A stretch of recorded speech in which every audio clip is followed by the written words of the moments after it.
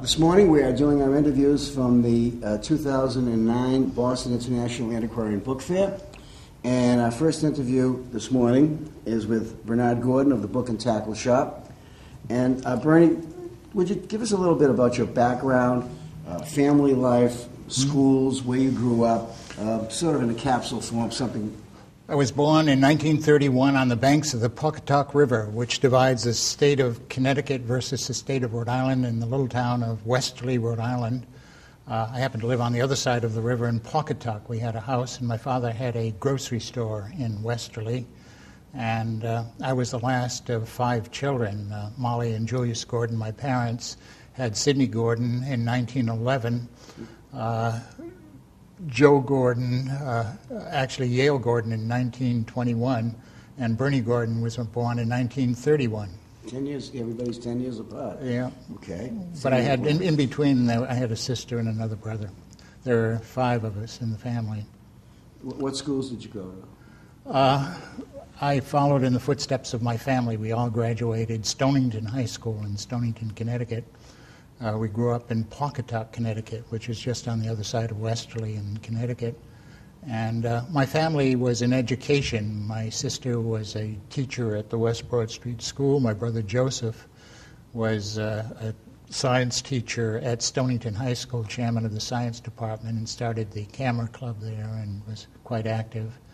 I had 2 other brothers, Yale and Sidney, both who became physicians. Yale was 10 years older than I am, and Sidney was 20 years older than I am. And they all, Sid and Yale graduated Tufts Medical School, and my daughters graduated Tufts Medical School, who helps me at the booth and the book shows, who did, Zimmer Gordon. Yeah. Is she the veterinarian? She's a veterinarian, a graduate of Tufts Veterinary School. My other daughter, Jocelyn, graduated Northeastern Law School, and she's president of a company that writes health insurance policies for insurance companies all over the world. This probably is a good point to say I am a graduate of Northeastern too. So we're like one happy family. Yeah, right. Bernie, when did you get the book bug? How did you get involved in the business? I grew up in a house filled with books because my brother Joe was an inveterate reader. His room was piled with stacks of books. He read every issue of Blue Book and Argosy and all kinds of adventure stories and biographies, and everybody else in the family liked to read. There were always piles of books all over the house. So I grew up in a booky environment, so to speak, and as a result began to read myself and ultimately developed a bit of a tendency to write, too, and have written 30 volumes, which have been published over the years. Yeah, and we can pan down a little, Gene, and take a look at a few of the examples of some of one of my most popular book, Man in the Sea, was the history from Noah's Ark to nuclear submarines of the oceans, which I wrote for my course in oceanography that I was teaching, was published by the American Museum of Natural History Press and Doubleday in hardcover and paperback, and has been used in 40 colleges all over the country, including the Naval Academy and the Coast Guard Academy as a textbook. When did you open your first bookshop? I know you've got 2, but when did you open, for example, the Watch Hill? Watch Hill was an activity that I developed during summer while I was in college. Had trouble finding a summer job, and I liked books, and I had piles of books, so I started the Book and Tackle Shop in Watch Hill, and having majored in biology and marine biology, we had live eels in the bookstore, and squid, and sea clams, and worms, sea worms, which were live and sold for bait, along with the books in the Book and Tackle Shop, along with rods and reels, and I took people out fishing for $10 a day back in the 1950s when I was working for my master's degree at the University of Rhode Island. And my master's degree thesis was published as a book. It was The Marine Fishes of Rhode Island. I collected 214 different kinds of fish in the salt waters off the coast of Rhode Island. Tell me a little bit about the early days, your early days in the book trade. Were there anybody that you could think of that was like a mentor or someone who... One who is no longer with us was Charlie Vincent. I don't know if you remember Charlie Vincent. He had a bookshop in Old Mystic, Connecticut. And Charlie was an old bookseller and a member of the ABAA. Yeah. In fact, I think he recommended me for membership many, many years ago. Charlie was quite active in books, and he's passed away now. But Yeah. I remember Charlie, but I think Charlie was going down as I was beginning to Yeah, get it was him a long time involved in ago. Oh, yeah. Being an old timer, you and I are both old timers, so I Right. don't mind saying that to you. What aspects of the book business have changed since you first started in the book business and today? I'm sure that there's a Well, lot some of some things. areas have remained strong over the years, and others have petered out in view of the modern technologies of the internet and paperbacks, and essentially have changed the picture of books for reading. I mean, if you want to read a book, you can generally find a paperback of any classic that's notable for reading lists in schools and colleges. But other than the paperbacks, in terms of first editions, they're getting scarcer and more rarer. But new books, it's a whole changing picture. You can now buy your book on the internet and get the pages on your computer, which I think is going to affect book selling business down the road. When, in fact, you can get copies of ancient books on the internet too. Yeah. So that's not helping us antiquarian book dealers. No, I think, though, the books that have maps, colored plates, and things of that nature will always have some value because... Oh, yeah, they're the all originals, produced. yeah. The originals naturally are scarce and rare and hard to find. Bernie, old-timers like ourselves had a certain fear of the internet, fear of computers, that Right. kind of thing. How was your transition from what you're used to have done to the computer world? Did you find it an easy transition or a difficult one for you? Well, the solution to that problem is to have a helper who's very knowledgeable with computers, and ultimately you can go through Amazon, Abe, or the other Booksellers areas on the computer and sell or buy whatever you need, because you have a whole world market open to you through the computer, which has changed the nature of book selling business tremendously. Do you have any of your inventory on the internet? Yeah, I've had books on Amazon and Abe and other internet. What percentage would you say of your business is internet related?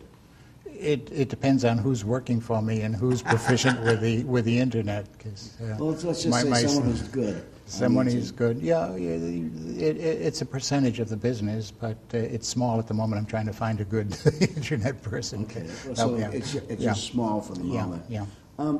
One of the questions that I always get asked by young people, and I'll ask you, is if you were entering the book trade today, how would you do it? Or would you do it?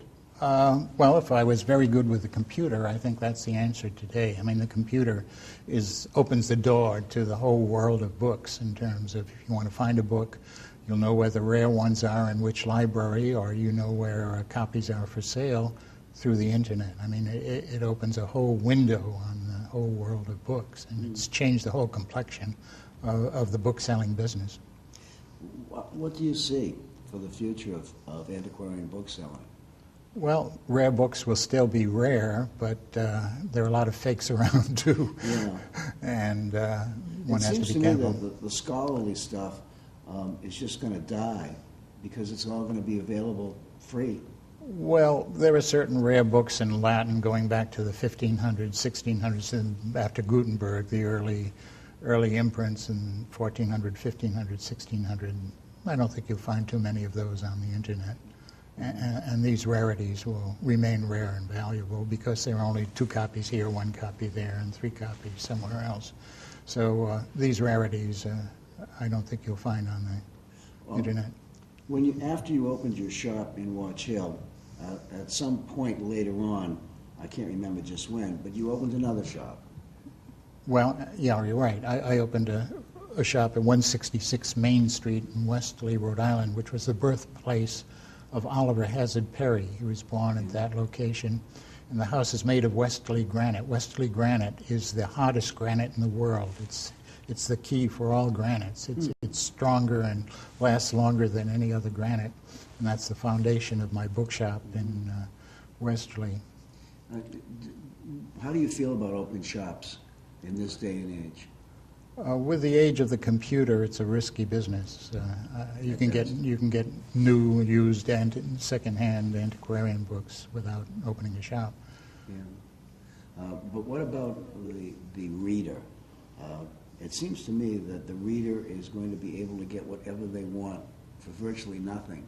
Why would they want to buy the hard copy?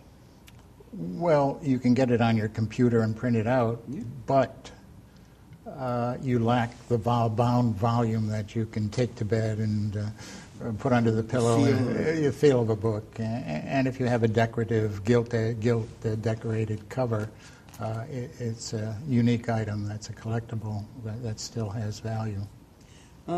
Bernie, to the best of your knowledge, think a moment. What do you see as the greatest challenges facing the antiquarian book business in the decades ahead? You and I won't be around. Right. Will there be a book business around? Oh, yeah, there'll always be a book business. People need education, and books are permanent foundations of education, even with computers. You can take your computer to bed, your laptop into bed with you. You can take a book into bed with you. But the feel of paper in a book and illustration is something not quite as heavy as a laptop. But it's still something to think about. It's always been a topic of conversation among the trade as to some of the great booksellers and some of the rising stars. You've been around long enough. Tell us a little bit about some of the great booksellers that you've known in the course of your career. Well, starting with Charlie Vincent. Charlie Vincent was the prime one who I got started with in Old Mystic, Connecticut. And basically, in terms of antiquarian booksellers in southern New England, there weren't too many to hook on to. When I moved to start to teach at Northeastern University in the 60s, I used to go in and speak with George Goodspeed and did you know Ed Morrill? Ed Morrill, yeah. He lived in Newton, not too far. I live in Newton, too. And, of course, George Gloss. George Gloss and Ken. Yeah, right. Yeah. That was where I remember when Ken was just a little kid. Yeah, he was a bibliomite. Yeah, right. Not a bibliophile as yet. Right. There are some rising stars in the trade. You do a few book fairs and you see what's going on. Do you see any young booksellers who you think are going to be eventually leaders or great booksellers? Well, I mean, Ken's following in his father's footsteps, essentially. But in terms of, there are active young booksellers, but I'm not that familiar with their activities. Because you come to a book fair like we have here in Boston, there are a number of young booksellers, and they seem to all be dealing in modern literature, poetry, visual things. No, you don't find dealers dealing in the 1600s, 1700s. No, not young dealers. No, older ones, yeah. But these are the rarities and hard to find books from the 1600s, 1700s, and so.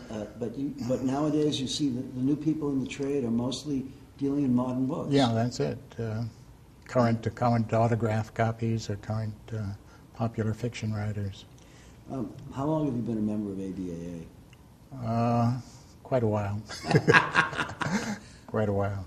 But you don't remember? I don't remember the exact year, but Vincent was one of my, and he's been dead for quite a few years.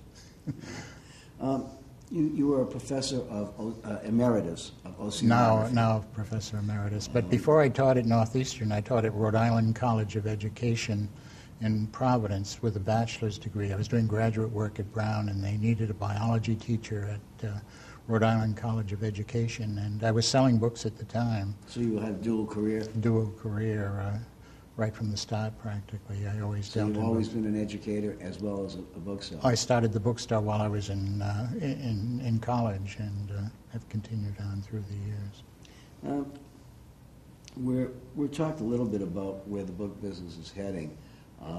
What are some of the areas in the book trade that you feel will always be strong?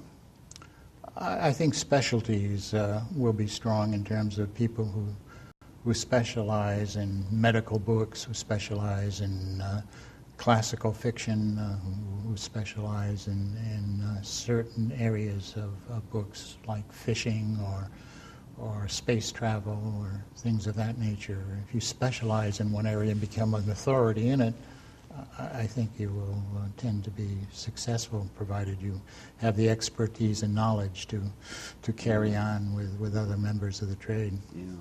I mean, the economy that we see in front of us these days is not exactly conducive to selling books. I mean, you yourself specialize in Americana, and so basically you're one of the top Americana dealers. I specialize in science and medicine and things of that nature. Randy, the last question before we end our interview, if you had one piece of advice to give to a young bookseller, if a young bookseller comes to you and says, Mr. Gordon, I'm thinking about becoming a bookseller, what is the one piece of advice that you think I should get? I'd say today in 2009, get tremendous proficiency on the computer. It's going to open up windows to all the libraries and to all the collectors and the whole world, which we couldn't do when we started out. I mean, it's a changing world when you and I started selling books, and it's the computer that's driving it today. Well, thank you very much, Bernie, for a great interview.